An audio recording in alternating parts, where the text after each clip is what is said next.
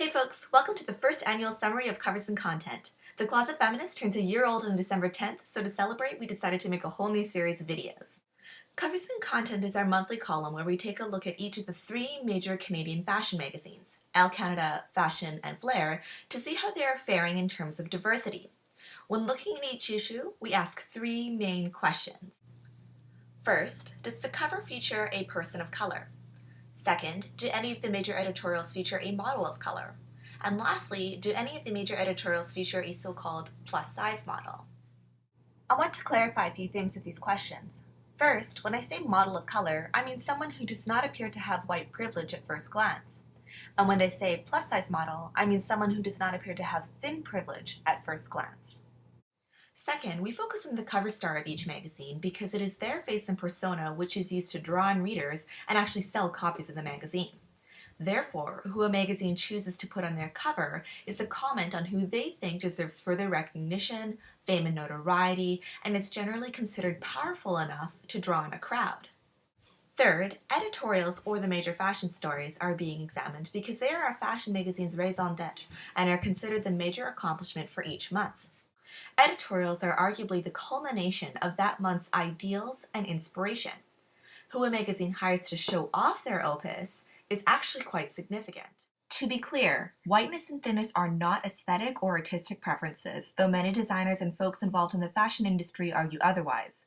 Continuing to privilege thinness and whiteness upholds or indicates a prejudice against those who do not fit into that category. Fourth, I recognize that diversity includes a lot of things, including one's gender identity, sexual orientation, abilities, and so forth. Keeping track of plus-size models and models of color seem the most accessible to me for this project. However, again, I recognize that diversity means a lot more than these two identifying factors. Lastly, and this may seem a little obvious, but we're focusing on Elle Canada, Fashion, and Flair in particular because they're the three major Canadian fashion magazines. And being a Canadian website, the Closet Feminist is especially interested in the fashion-related media that is produced in this country, so we subscribe to all three magazines. Keeping that in mind, please remember that some of the covers that you might see in this video are the subscriber covers and might look a little different from the ones that you saw in the newsstand this year. This annual summary is a lot of work. We're going through over 30 magazines, so we're going to be breaking this report up into 3 videos, one for each magazine. We'll put the summary of each magazine in table format on the website proper, along with the transcript for each video. Without further ado, let's take a look at our first magazine, Elle Canada. Elle Canada put out 12 issues this year, 10 of which had editorials.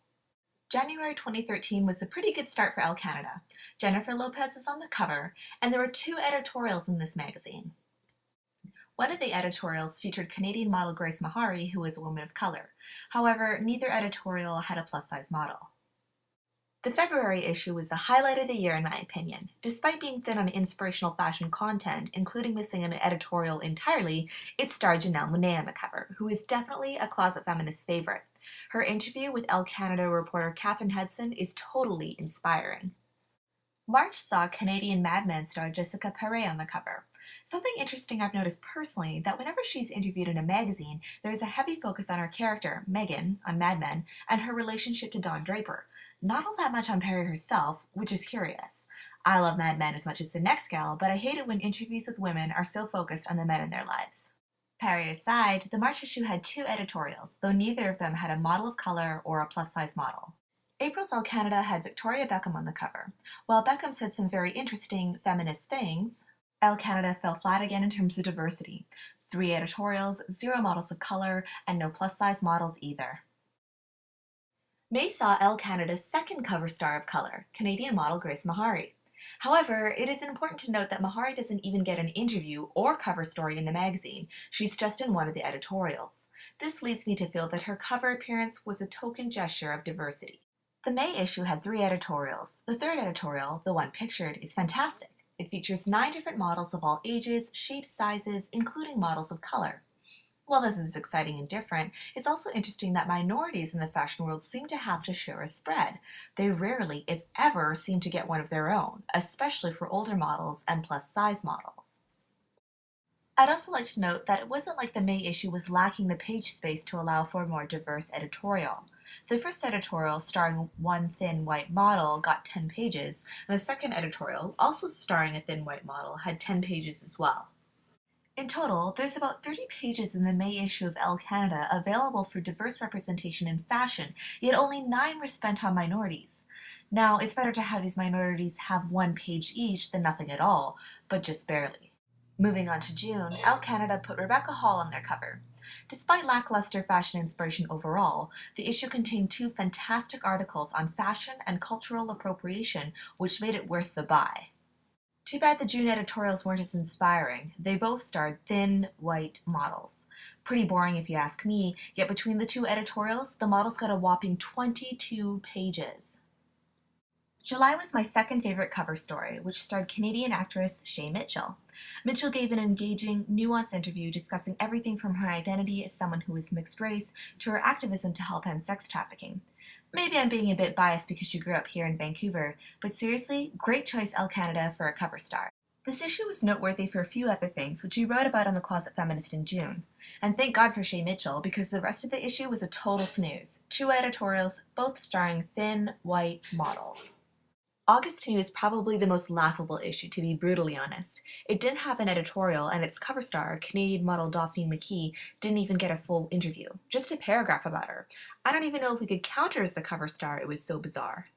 That being said, at least she got a paragraph. When Grace Mahari was on the cover back in May, she didn't get anything in terms of a cover story or interview. Was this an oversight or a coincidence? I think not. Society privileges white voices, and this discrepancy is a prime example of that. And now comes the biggest issue of the year for any fashion magazine, Canadian or not, the September issue. Elle Canada's September issue starred Lily Collins on the cover, and of its 3 editorials, only 1 of them featured a model of color, and no plus-size models. Pretty underwhelming for their biggest issue of the year, I gotta say. Elle Canada's October issue starred Katy Perry on the cover. The rest of the issue saw a decline in diversity, not that Elle Canada's September issue was particularly diverse in the first place.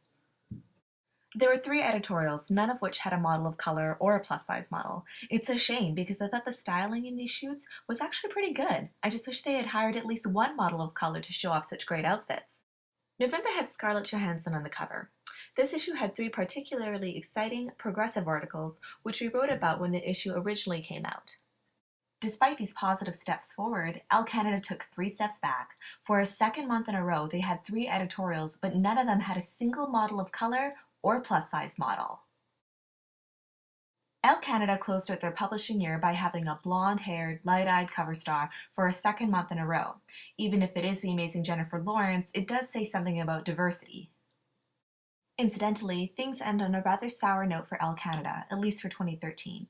For the 3rd month in a row, 3 editorials were printed, but not a single model of color or plus-size model was to be found. All 3 editorials featured thin, white models. To recap, Elle Canada during 2013 had a total of 12 issues. 4 issues had cover stars who are women of color. They had a total of 27 editorials printed this year, and just 2 starred models of color. Just 1 editorial featured 1 plus-size model for 1 page. And just think, for 3 months in a row, October, November, and December, Elle Canada had 3 editorials per each issue, and for those 3 months, they did not book a single model of color or plus-size model. I really think that the numbers speak for themselves in this one. As the editor-in-chief of the Closet Feminist, I will continue to support Elle Canada by subscribing to their magazine and talking about their content on my site occasionally. That being said, if I weren't doing this website, I really gotta wonder if I would actually buy this magazine. Going through the pages, I hardly see myself or my friends represented. I do have high hopes for Elle Canada in 2014, though. In this past year, they have published some of the most interesting, progressive, and thought-provoking articles that I've read out of any of the major Canadian fashion magazines, and I'd really love to see some of these ideas translated into what is presented in their major editorials each month. So that's it for Elle Canada and their 2013 year. Next time, join me. I'm going to be taking a look at fashion and what they put out these past 12 months for our second video in our first annual Covers and Content Summary.